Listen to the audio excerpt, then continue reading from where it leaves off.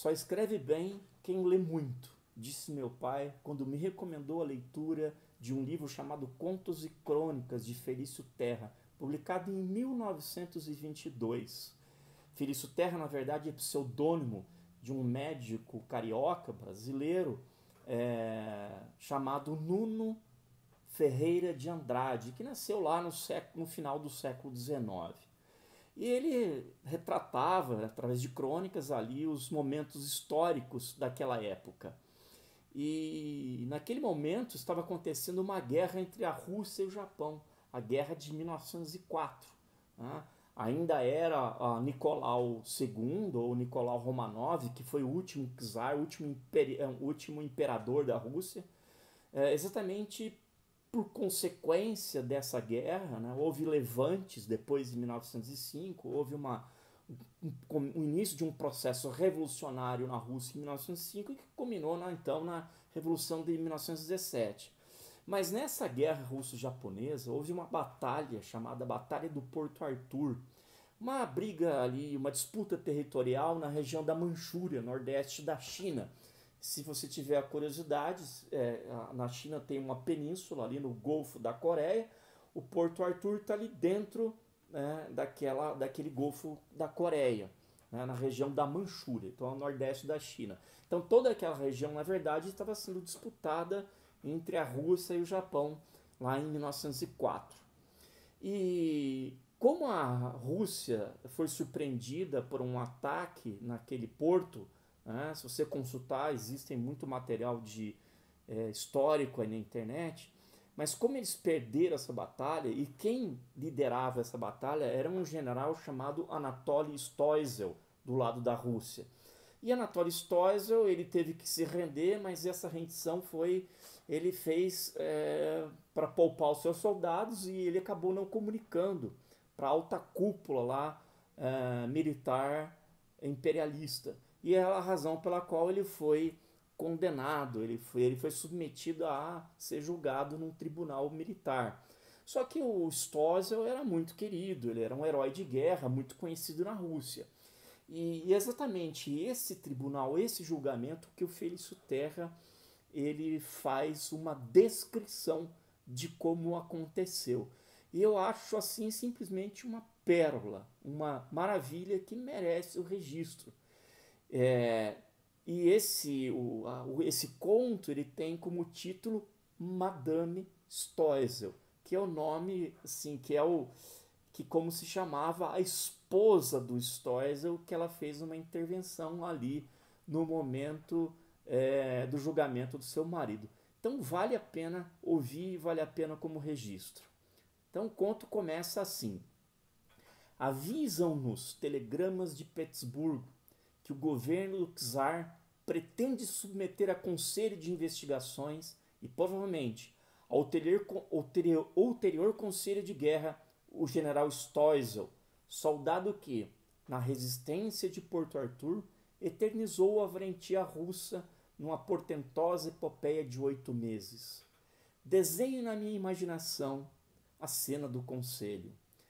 Na sala adornada e vasta, aquecida por caloríferos, os juízes, em poltronas de veludo, estufam o peito esmaltado de placas abrilhantadas e fixam no rebordo da órbita o monóculo impertinente. Ao longe farfalham as sedas das princesas, derramando no ar uma restolhada de murmúrios capitosos. Preside ao conselho um granduque, que não foi à guerra. Empertigado no seu uniforme verde, de espada na cinta, fosforescentes de dourados, um oficial chama: General Stoessel. Ei-lo, sem espada, com as vestes enegrecidas pela poeira das batalhas, o olhar incerto de quem espera ainda Kropotkin, que não vem, ou o triunfo naval, que não aparece, de pé perante os juízes sentados em poltronas de veludo. As damas sacodem as lunetas, espalhando arranhões no espaço. Querem fitar o general, que não venceu. Vai começar o interrogatório. Os juízes afundam-se nas poltronas e o Granduque apruma, com serenidade, o busto de couraceiro. Seu nome. Nesse instante, ouve-se um rumor no auditório. Uma mulher moça, morena, de grandes olhos vivos, narinas ardentes, lábios grossos e rubros, peito de cisne.